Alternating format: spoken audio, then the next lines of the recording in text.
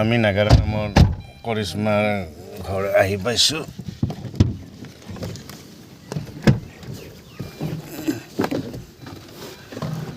এয়া কৰিশ্মাৰ ঘৰ আমি আহি পাইছোঁ।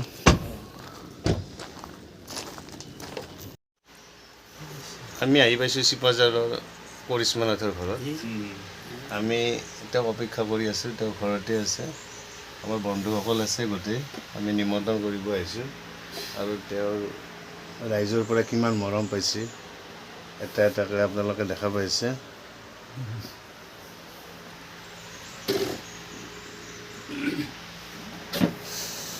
এইবিলাক অসমৰ ৰাইজে তেওঁক উপহাৰ দিছে। তেওঁ খন্তেক পিছতে আহিব, আমি অপেক্ষা কৰি আছোঁ। আমি আহি পোৱাৰ পিছত কৰিশ্মা নাথৰ মাকে আমাক প্ৰথমতে পানী, তাৰপিছত তিয়হ আৰু চাহ দিলে।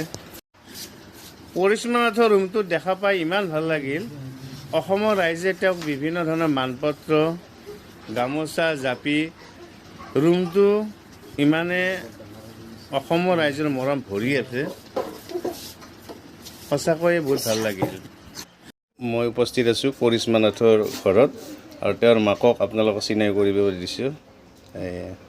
আপোনাৰ নামটো কি আছিল? নমস্কাৰ, মোৰ নাম শ্ৰী বুলবুলি নাথ। আপোনাৰ ছোৱালীৰ যিটো প্ৰতিভা, এই প্ৰতিভাক লৈ আপুনি কি কয়? কি ক'ম, তাই সৰুৰ পৰাই হেৰি কৰিলে, ডেন্সৰ লগতে জড়িত আছিল। তাৰপিছত ক্লাছ 7ৰ পৰা নামৰ লগত জড়িত হৈছে। আমি যিখিনি তাই বিচাৰিছে, আমি সেইখিনি সুবিধা যিখিনি পাৰোঁ সেইখিনি কৰি আছোঁ। ৰাইজৰ যিটো বিপুল উৎসাহ, উদ্দীপনা, সঁহাৰি, কিমান মৰম তাইৰ প্ৰতি। এতিয়ালৈ বহুত মৰমে পাই আছে। হয়,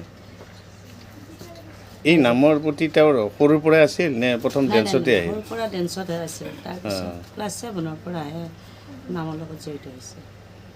আপুনি এতিয়া কেনেকৈ বৰ্তমান তাইক নিৰীক্ষণত থাকে বা এই যে প্ৰগ্ৰেমবিলাকত যায়, আপুনি লগত তেওঁৰ লগতে আপুনি হয় হয়, বিশেষভাৱে কিবা চৰকাৰীভাৱে কিবা পাইছে নেকি? নাই নাই নাই, এতিয়ালৈ পোৱা নাই। আমি আজি ৰাস্তাটো নতুনকৈ কৰি থকা দেখিছোঁ, এইটো তেওঁৰ কাৰণে? তেওঁৰ কাৰণে অহা বুলি হেৰি কৰিছে আৰু পৰমানন্দ আহিছিলে, আহি কিনে তেওঁৰ নামতো উদ্বোধন কৰি থৈ গৈছে ৰাস্তাটো। ঠিকে আছে, ভাল লাগিল, আহি খুবেই ভাল লাগিল, ধন্যবাদ। মই বৰ্তমান উপস্থিত আছোঁ চিপাঝাৰৰ কৰিশ্মা নাথৰ ঘৰত। আহি খুবেই ভাল লাগিল।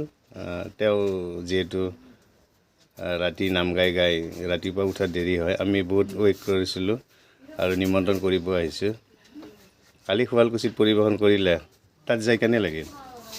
বহুত বেছি ভাল লাগিছে আৰু যথেষ্ট মানুহ হৈছিলে আৰু মানুহখিনি বহুত চখীয়াল, ভাল লাগিছে। তুমি এই নাম যি পৰিৱেশন কৰিলা, কেতিয়াৰ পৰা তোমাৰ এইটো আহিল নাম পৰিৱেশনটো?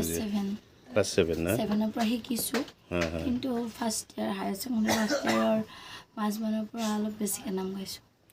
আৰু তোমাৰ পৰিৱেশনত তোমাৰ যিটো হাঁহি আৰু ৰাইজে ইমান তোমাৰ হাঁহিটোক ইমান মানে আঁকোৱালি লয়, এইটো তোমাৰ মনৰ পৰা মানে ৰাইজৰ উৎসাহ উদ্দীপনাৰ কাৰণে আহে নে কিবা এটা হেৰি আছে? এতিয়া এনেই হাঁহি ভাল পাওঁ এতিয়া। এটা হাঁহি অলপ খুব ধুনীয়াকৈ দি আছোঁ।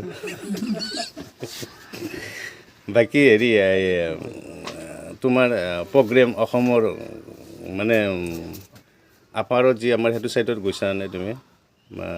এবাৰ অসমখন গোটেই মোটামুটি মাজুলীত গ'লোঁ, তাৰপিছত এবাৰ গোলাঘাটত আছে, তাৰপিছত আপোনাৰ লখিমপুৰ জিলা, নগাঁও আছে।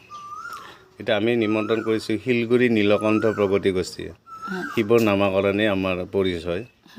গতিকে তোমাৰ প্ৰগ্ৰেমটো আমাৰ এটা হেৰি থাকিলে আৰু ভালে ভালে আগুৱাই যাব। 11 নৱেম্বৰ। আৰু মোৰ এই চেনেলটো আঁকোৱালি ল'বা। কি আছিল? জগন্নাথ ভূঞা 99। সকলোৱে খুৰাৰ চেনেলটো ছাবস্ক্ৰাইব কৰিব, লাইক কমেণ্ট কৰি দিব আৰু নতুন নতুন ভিডিঅ'সমূহ পাই থাকিবলৈ বেল আইকনটো দবাব। ধন্যবাদ।